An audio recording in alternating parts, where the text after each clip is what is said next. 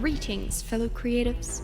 Welcome back to the second window to my mind, where we ponder on a topic and answer it curiously through the Born of Fire series. This is the Fantasy Tattooer. The human soul, a beautiful yet treacherous thing. We are aware of our malicious thoughts and resultant capabilities, our unchecked passions and darkest desires. Can such a soul be great? Yet we are also capable of dreams and greatness, honor and joy.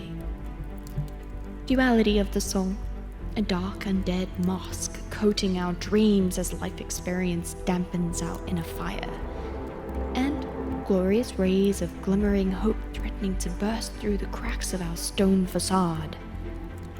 Why then do we resist this transformation? A rebirth of sanctity and marriage to peace? Perhaps it is not so simple. Perhaps pain lies within the folds of complexity, the spaces between written words and the unspoken truths of leaders designing a broken collective. Yet, through the horrors of life, our flame still burns bright beneath the skin, seeping out writhing embers and ash through our tears. A deep primal passion to wonder and envision our greater world. Our world, our future, our hope. May the embers in our tears ignite the hearts of our fallen peers, the forgotten ones left trapped and suffocating behind the stone walls of despair, agony, heartache. May our brightness burst through their iron bars and melt away the incarcerated dreams. Let them be free. Let them fly.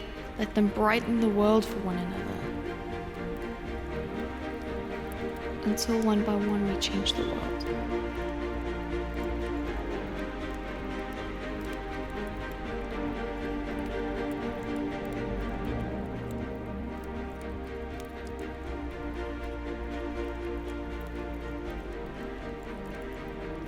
Thank you for watching today. If you enjoyed, please leave a like and comment. It would help us greatly.